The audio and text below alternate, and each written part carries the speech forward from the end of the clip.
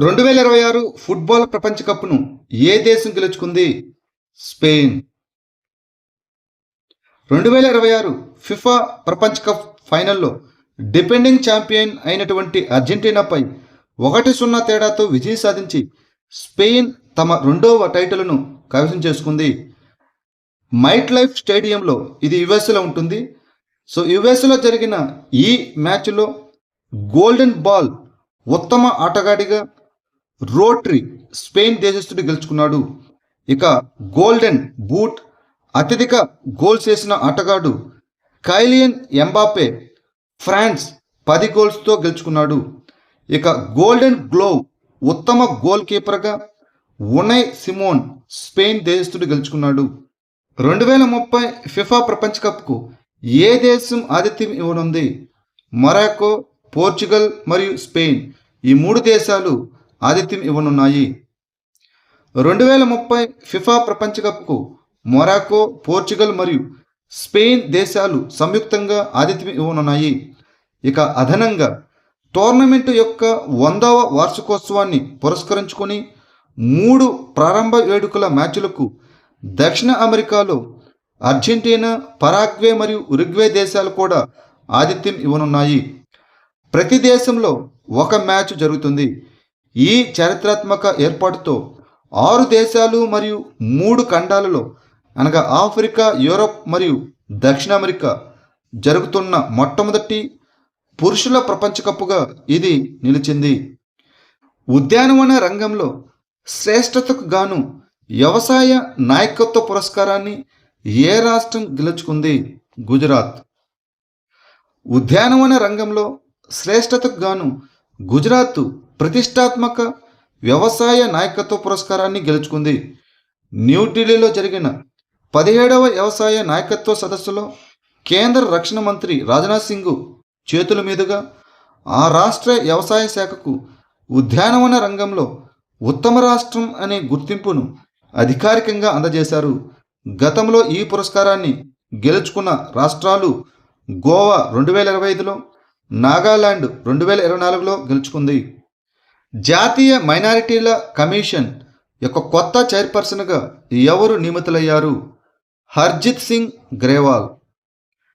హర్జిత్ సింగ్ గ్రేవాల్ ఇటీవల జాతీయ మైనారిటీల కమిషన్ చైర్పర్సన్గా నియమితులయ్యారు. జాతీయ మైనారిటీల కమిషన్ అనేది మైనారిటీ వ్యవహారాల మంత్రిత్వ శాఖ పరిధిలోని ఒక చట్టబద్ధమైన సంస్థ. మైనారిటీ వర్గాల సంక్షేమం మరియు అభివృద్ధిపై ఈ ఎన్సిఎం కేంద్ర రాష్ట్ర ప్రభుత్వాలకు సలహాలు ఇస్తుంది. ముస్లింలు, క్రైస్తవులు, సిక్కులు, బౌద్ధులు, పార్సీలు లేదా జొరాస్ట్రియన్లు మరియు జైనులు అనే 6 మైనారిటీ వర్గాలను కమిషన్ గుర్తించింది. ఈ కమిషన్లో ఒక చైర్పర్సన్, ఒక వైస్ చైర్పర్సన్ మరియు 5 సభ్యులు ఉంటారు. వీరందరినీ కేంద్ర ప్రభుత్వం నామినేట్ చేస్తుంది. ప్రపంచంలోనే అత్యంత శక్తివంతమైన మరియు అతిపెద్ద ఓపెన్ సోర్స్ ఏఐ మోడల్గా వర్ణించబడిన కిమీ K3ని ఏ దేశపు స్టార్టప్ కంపెనీ అయినటువంటి మూన్షాట్ ఏఐ ప్రారంభించింది? చైనా. మూన్షాట్ ఏఐ అనే స్టార్టప్ కంపెనీ చైనాకు చెందినది. బీజింగ్కు చెందిన ఈ సంస్థ ఇటీవల కిమీ K3 అనే అత్యాధునిక 2.8 ట్రిలియన్ పారామీటర్ల ఓపెన్ వెయిట్ మోడల్ను విడుదల చేసింది.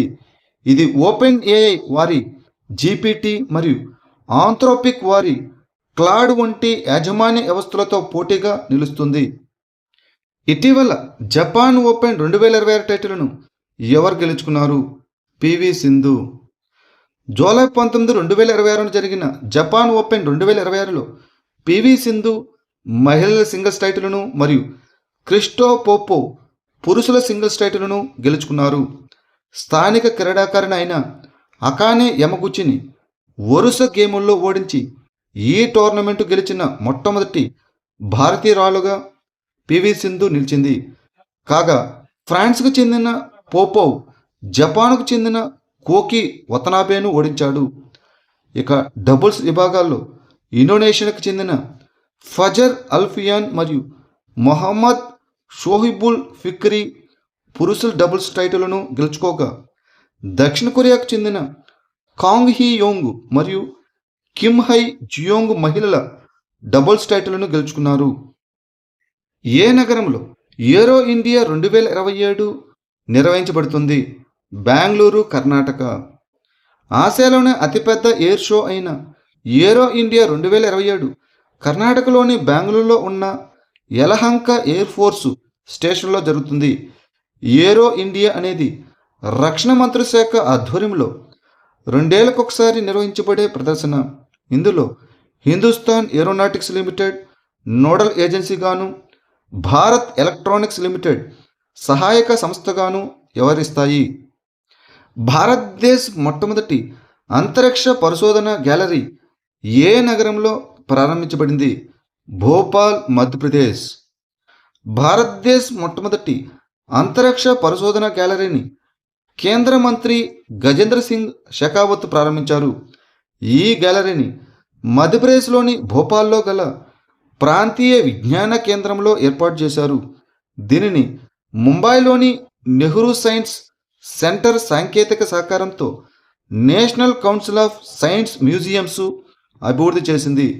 విజ్ఞాన శాస్త్రాన్ని ప్రాచుర్యంలోకి తీసుకురావడం, శాస్త్రీయ దృక్పథాన్ని ప్రోత్సహించడం ఈ గ్యాలరీ యొక్క లక్ష్యం. ఇది విశ్వాన్ని, భారతదేశ ప్రాచీన జ్ఞాన సంప్రదాయాలను మరియు ఆర్యభట్ట, చంద్రయాన్, గగనయాన్ వంటి ప్రధాన అంతరిక్ష యాత్రలను ప్రదర్శిస్తుంది. భారతదేశ్ మొట్టమొదటి మరియు అత్యంత లోతైన భూ ఉష్ణ బావులను ఏ రాష్ట్రం లేదా కేంద్రపాలిత ప్రాంతంలో ప్రారంభించారు? లడఖ్. భారతదేశం లడఖ్లోని పోగాలోయలో తన మొట్టమొదటి భూ ఉష్ణ బావులను ప్రారంభించింది. ఈ ప్రాజెక్టు భారతదేశ్ మొట్టమొదటి 1 మెగావాటు భూ ఉష్ణ విద్యుత్ ప్రాజెక్టుకు మార్గం సుగమం చేస్తుంది. 14,000 అడుగులకు పైగా ఎత్తులో 1000 మీటర్ల లోతు వరకు ఈ బావులను తవ్వారు. స్వచ్ఛమైన, పునరుత్పాదక మరియు నిరంతరాయ శక్తి కోసం భూమి యొక్క సహజ ఉష్ణానాన్ని వినియోగించుకోవడమే ఈ ప్రాజెక్ట్ యొక్క లక్ష్యం. ఈ ఇనిషియేటివ్ భారతదేశ్ పునరుత్పాదక ఇంధన లక్ష్యాలకు మరియు నికర సున్నా అనగా నెట్ జీరో కార్బన్ రహిత భవిష్యత్తు అనే దార్శనికతకు మద్దతిస్తుంది. జరగబోయే గ్లాస్గో కామన్వెల్త్ గేమ్స్ ప్రారంభోత్సవంలో భారత బృందానికి పతాకధారిగా ఇటీవల ఎవరు ఎంపికయ్యారు? మీరాబాయ్ చాను మరియు లవ్లీనా బోర్గోహైన్. జరగనున్న గ్లాస్గో కామన్వెల్త్ గేమ్స్ ఇది స్కాట్లాండ్లో జరుగుతుంది. దీని యొక్క ప్రారంభోత్సవంలో భారత బృందానికి Olympic weight lifter Mirabai Chanu పతాకధారిగా ఎంపికయ్యారు. అదనంగా ఒలింపిక్ బాక్సర్ అయిన లవ్లీనా బోర్గోహైన్ ఈ కార్యక్రమానికి లాంఛనప్రాయంగా కర్రను పట్టుకోనున్నారు. ఈ ప్రారంభోత్సవం జూలై 23 గ్లాస్గోలోని ది హైడ్రోలో జరగనుంది. ఇటీవల శబ్ద సంగ్రహాలయం మొదటి దశ ఎక్కడ ప్రారంభించబడింది? కోల్కతా. శబ్దలోక్ అని కూడా పిలువబడే శబ్ద సంగ్రహాలయం మొదటి దశను కోల్కతా జాతీయ గ్రంథాలయ ప్రాంగణంలోని చారిత్రాత్మక బెల్వెడర్ హౌస్లో ప్రారంభించారు. దేశంలోనే మొట్టమొదటి ఇమ్మర్సివ్ లాంగ్వేజ్ మ్యూజియం అయిన దీనిని కేంద్ర హోంమంత్రి అమిత్ షా ప్రారంభించారు. ఇటీవల వార్తల్లో కనిపించిన అనాసాగర్ సరస్సు ఏ రాష్ట్రంలో ఉంది? రాజస్థాన్. ఇటీవల పెద్ద సంఖ్యలో చేపలు చనిపోవడం వల్ల అనాసాగర్ సరస్సు వార్తలో నిలిచింది. ఇది రాజస్థాన్లోని అజ్మీర్లో ఉన్న ఒక కృత్రిమ సరస్సు. క్రీస్తు శకం 1135-1150 మధ్యకాలంలో అర్నో రాజా చౌహాన్ లూని నదికి ఆనకట్ట కట్టి ఈ సరస్సును నిర్మించారు. పృథ్వీరాజ్ చౌహాన్ తాత అయిన అర్నో రాజా చౌహాన్ పేరు మీదుగా దీనికి ఆ పేరు పెట్టారు. ఒకసారి మాత్రమే అమలు చేసే వివాద పరిష్కార పథకమైన విశ్వాస్ 2026ను ఏ సంస్థ ప్రారంభించింది? Employees provident fund organisation EPFO. ఉద్యోగుల భవిష్య నిధి సంస్థ అయిన ఈపీఎఫ్ఓ విశ్వాస్ 2026 అనే ఒక పర్యాయ వివాద పరిష్కార పథకాన్ని ప్రారంభించింది. ఉద్యోగుల భవిష్య నిధులు మరియు ఇతర నిబంధనల చట్టం 1952 మరియు సామాజిక భద్రతా కోడ్ 2020 కింద నష్టపరిహారాలు లేదా జరిమానాలకు సంబంధించిన వివాదాలను పరిష్కరించడమే దీని యొక్క లక్ష్యం. ఈ పథకం జూన్ 29, 2026న అమల్లోకి వచ్చి 6 నెలల పాటు అమల్లోకి ఉంటుంది.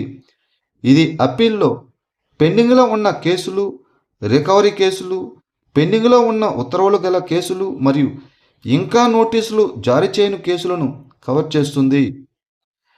MH-60R సీహాక్ హెలికాప్టర్ను ఏ దేశం అభివృద్ధి చేసింది? United states of America. భారత నౌకాదళం ఇటీవల అమెరికా నుంచి మరో MH-60R సీహాక్ బహుళ ప్రయోజన నౌకాదళ హెలికాప్టర్ను అందుకుంది. ఈ MH-60R సీహాక్ లేదా రోమియో అనేది ఒక అత్యాధునిక బహుళ కార్యకలాపాల నౌకాదళ హెలికాప్టర్.